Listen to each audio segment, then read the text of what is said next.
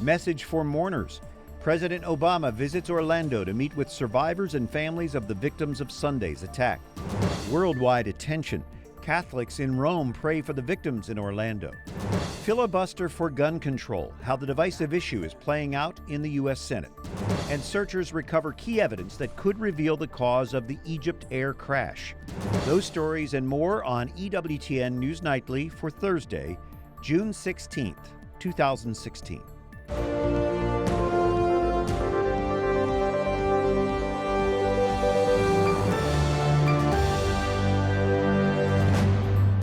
Good evening. Thank you for joining us. I'm Brian Patrick. President Obama stands in solidarity with victims of Orlando's terror attack. He flew there today to meet with survivors, victims' families, and first responders. Chief White House Correspondent and Political Director Lauren Ashburn reports. Brian, President Obama and Vice President Biden visited the scene of the largest terror attack on U.S. soil since 9/11. The White House said the goal is to console all Americans reeling from the latest mass attack, this one at the Pulse nightclub. The president arrived in Orlando joined by Florida Senator and failed Republican presidential candidate Marco Rubio, as well as Florida Representative Corinne Brown. But he put politics aside. Today, the president's role was as comforter-in-chief.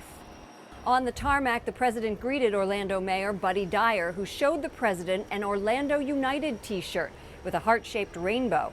He came in particular to make sure the gay community in Orlando knows he stands by them. On Tuesday, after the meeting with the National Security Council, the president addressed what the administration has been doing to combat ISIS, and he criticized Republicans for making an issue out of the words used to describe the attack. Donald Trump had called for his resignation. The trip was not open to the press, but he did share this. These families could be our families. In fact, they are our family. They're part of the American family. And today, the Vice President and I told them on behalf of the American people that our hearts are broken too, and that we stand with you. After each of the other attacks, Newtown, San Bernardino, and now Orlando, Democrats have called for tighter gun control restrictions, to no avail. That may be changing. Capitol Hill reporter Jason Calvi joins us with more on the battle to change gun laws. Jason. Lauren, it doesn't seem the Senate will be able to reach a compromise on gun control. That despite the unusual tactics of one Democratic senator. It was a night for the history books. The 9th longest filibuster since the Senate started keeping track back in 1900. Connecticut Senator Chris Murphy's marathon talk started yesterday morning after 11. I'm going to remain on this floor until we get some signal, some sign that we can come together on these two measures, that we can get a path forward. As tourists looked on, 40 Democrats joined in the speeches. Senate rules say Murphy had to stand at his desk to keep control of the floor. He finally ended a little after 2 this morning. Claiming victory, he says he was promised a vote on 2 proposed gun control measures. But today, Senator Ted Cruz criticized the marathon filibuster. This body should not be engaged in political games.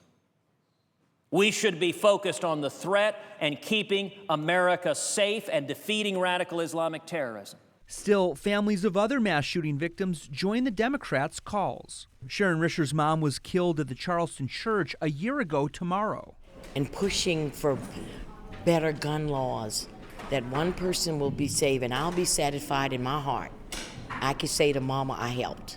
I really helped, Mama, because of you. Democrats are pushing a measure to stop gun sales to suspected terrorists and to expand background checks to every person who wants to buy a gun, while Republicans are targeting terrorism. Is going after the Second Amendment how you stop terrorism? No, that's not how you stop terrorism. We have a bill that's being voted on right now to go after homegrown jihadists.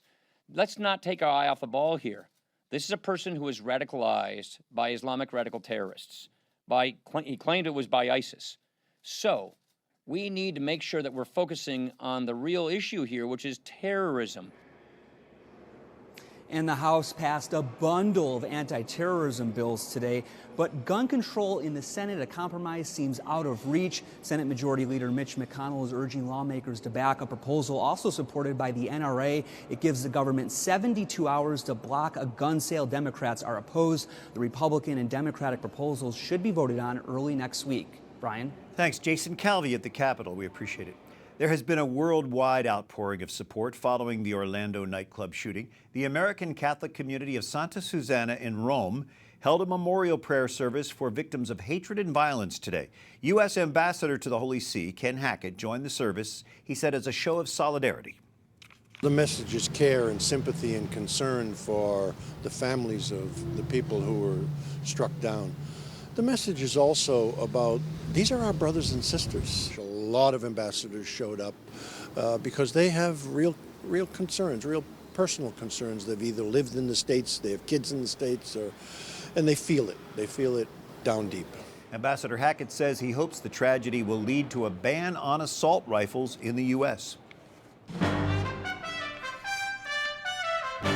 Other stories our EWTN News Nightly team is covering in today's world. Searchers say they've recovered the cockpit voice recorder from an Egypt Air jet that went down in the Mediterranean Sea. The jet crashed during a flight from Paris to Cairo last month, killing all 66 people on board. Early reports point to a possible explosion on board, which would have likely been heard on the voice recorder. The search continues for the flight data recorder Wednesday. Investigators say they found much of the plane's wreckage in the Mediterranean Sea. Campaigning for and against the referendum on whether Britain should leave the European Union is suspended today after a lawmaker is fatally shot. Police say British lawmaker Jo Cox has died after being shot in the town of Birstall in the area she represented. Authorities say they can't discuss any motive for the shooting yet. They have made an arrest. They say they're not looking for anyone else in connection with the attack. A man who was injured in the shooting is expected to survive. The CIA director says ISIS is training more terrorists to attack the West. John Brennan tells Congress ISIS will rely more on guerrilla-style tactics to compensate for its territorial losses in the Middle East. And the group is probably exploring a variety of means for infiltrating operatives into the West, including in refugee flows, smuggling routes, and legitimate methods of travel. Brennan says ISIS-inspired followers will launch lone wolf attacks in their own countries like those in Orlando and San Bernardino. Now, Christian militias fighting in ISIS in northern Iraq request American support. These armed groups hope a bill in the U.S. House of Representatives will lead to financial aid and direct military assistance. Assyrian Christians who speak Aramaic, the language spoken by Jesus, were once a significant minority in Iraq. Their numbers have dwindled, with many emigrating to escape discrimination. Christians were brutally targeted by ISIS, and thousands were uprooted from their homes. That militia formed to protect the community from ISIS after the collapse of the Iraqi army. Seamus Hughes is deputy director of the program on extremism at George Washington University. So, Seamus, differentiate between homegrown and inspired, I should say, guided by ISIS and inspired by ISIS terrorism. So ISIS-inspired terrorism are individuals that get the ideology, whether by their friends or online. They have no connections to ISIS Central in Syria and Iraq. ISIS-directed are individuals that are essentially tasked out by the terrorist organization to commit attacks. The challenges between the two of them is ISIS-inspired tend to have less tactical abilities, but have no connection, so they don't pop their head up. ISIS-directed attacks tend to have the explosives training and the firearms training, but they usually have the connections that allows law enforcement to understand when they're coming. So I imagine the intelligence for these two approaches is quite different. Very quite different. The problem with ISIS-inspired, again, is they don't hit against the radar for the most part. In this case, in Orlando, the individual was investigated twice. The issue becomes, when do you decide to close a case with a legal arrest or things like that? When you're talking about First Amendment protected speech, it becomes very difficult. I wonder what role social media plays with ISIS, especially in inspiring this kind of violence. Yeah, social media plays a key role when you look at this. It's important that ISIS has the message. The so-called caliphate in Syria and Iraq is a driver, but they also have the platform or the messenger, and that's social media, and they're very adept at using it. They use Twitter, Telegram, Facebook, and groups like that to reach out to like-minded individuals. Increasingly in the U.S., when communities don't radicalize, individuals do, they're finding those like-minded individuals online. Well, you look at the San Bernardino shooters, you look at this guy in Orlando, they slipped through the system. Are you looking for more of these kinds of attacks? Can we expect that? Yeah, I hesitate to forecast that out, but I would say, we have seen the Garland attack, the Boston Marathon bombing, the San Bernardino attack, the Orlando attack. You have these discrete individuals that have easy access to fire weapons and are motivated by ISIS, which is telling them on a daily basis, do what you can where you are. So they're being drawn to say, okay, it's time to make an action. So it's almost to a point where there's nothing we can do about this. I wonder if we're going to have to sacrifice some of the freedom we enjoy in America for more security. We're going to have to do a balancing act as we do with all these things. So it's going to be a balancing act between civil rights and civil liberties and security. The FBI talks about some 1,000 active investigations in all 50 states. They're triaging these cases every day and saying, does this guy reach a platform so we should take him down, or do we not have enough to arrest him? Seamus Hughes, the George Washington University. Thank you so much for being with us, Seamus. Thank you. Well, religious freedom extends beyond worship. That testimony today from Princeton law professor Robert George to the House Foreign Affairs Subcommittee. Because some people are tempted to think that people enjoy freedom of religion if they enjoy the freedom to attend the mosque or the church or the synagogue, to pray around the dinner table or on their knees at bedtime. But the reality is, if that's all they've got, they've only got a fragment of the fundamental human right to religious freedom, which does include the right to go into the public square, to advocate, to act on one's religiously inspired or religiously informed judgments. Ambassador David Saperstein says countries like China force people to change Christian teachings to conform with socialism. Today's hearing focused on the global religious freedom crisis and its challenge to U.S. foreign policy.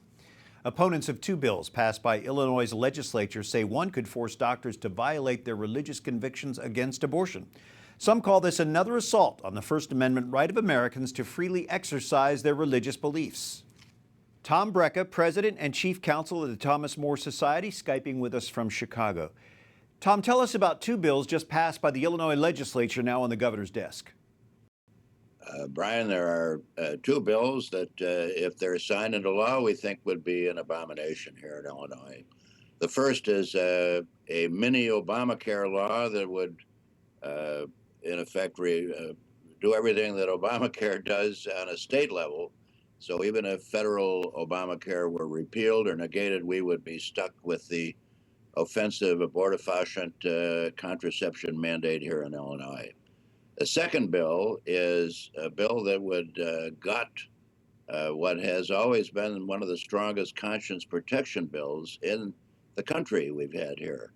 And this bill would violate federal law, we believe, violate Illinois law by requiring physicians and healthcare facilities, even pregnancy resource centers, to refer patients for abortion if they were so requested such a referral.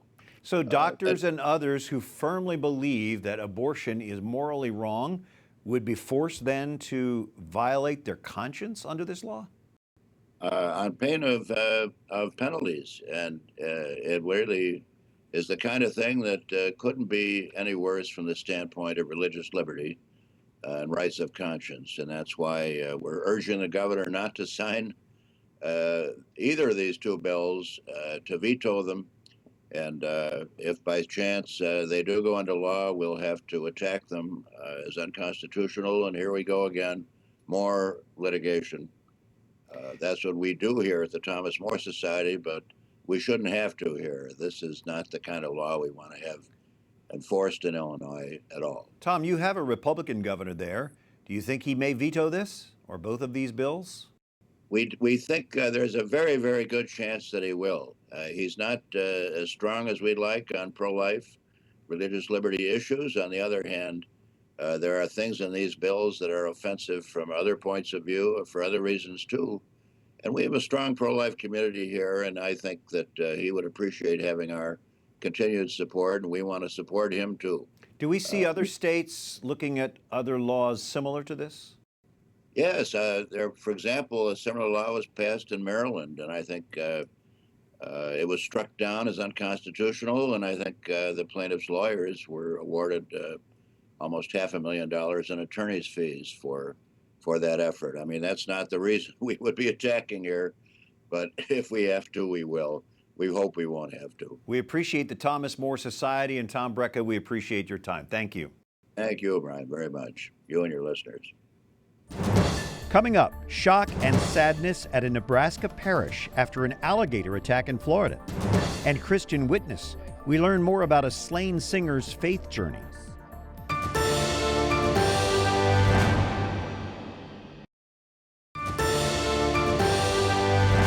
On Thursday evening, June 16th, thanks for joining us for EWTN News Nightly. I'm Brian Patrick. A Catholic parish in Nebraska is hit hard by this week's alligator attack in Florida that killed a 2-year-old boy. Police believe Lane Graves drowned after the alligator snatched him at a Disney World resort. The boy's family belongs to St. Patrick's Parish in Elkhorn, Nebraska, near Omaha. His older sister is a student at the parish school. The principal there says Lane's parents are caring and attentive, and the community is shocked by their loss.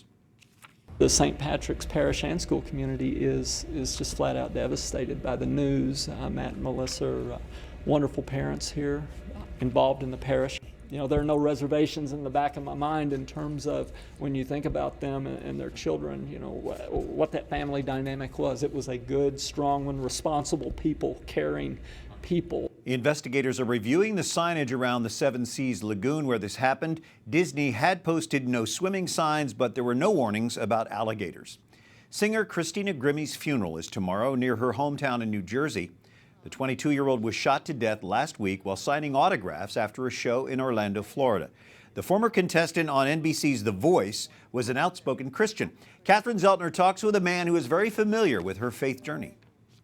Joining me now is Pastor Jason George, Christina Grimmie's former youth pastor. Jason, our condolences are with you and your community as we mourn the loss of Christina's life. Tell us about the Christina Grimmie you knew when she first started attending youth group. Well, that's really funny because when I first met Christina Grimmie, she was in middle school and she was reserved, she was quiet. She did not at all desire the spotlight.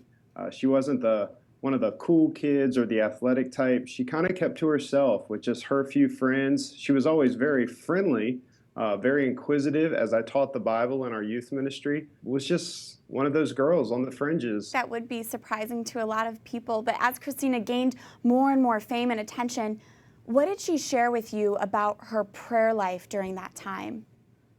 As she began to get more and more popular, that's when I had moved away from Jersey. She had moved out to LA, and that's when our relationship really began to deepen and take off. She would contact me through text messages or even phone calls, and it could be as simple as, hey, pray for me. This is what I'm about to do. I'm doing an audition or something like that. But many times, Christina had deep questions about the faith, about her relationship with the Lord. How do you know you really have a relationship with the Lord? How can I better defend my faith in this entertainment industry that is just vicious? And so we would talk through those things. And I love talking to her about that because it really just showed how much she had a genuine faith, that she cared about those things. She wanted to be a light to people. Jason, how do you think the outpouring of support for Christina and for her family was changed by the Orlando nightclub shooting? Well, it was really bizarre because Christina was, murdered on Friday night and all the attention was there. And then Saturday night, we had the horrible, horrible terrorist attack that happened down there in Orlando. And immediately, all of the media attention went over to that. And I understand, and it should. It was horrible. And I hurt for those families and everyone that was involved. But I am sad that the message couldn't go out for the world to hear about the faith and hope and the light that was inside this girl that had this amazing voice. She is so much more than just an amazing voice. Jason George, Christina Grimmie's former youth pastor, thank you for continuing to share her faith. Thank you. Thank you. Up next, widespread shortages in Venezuela put young hospital patients at risk. And a circus atmosphere at the Vatican. The Pope hosts traveling entertainers.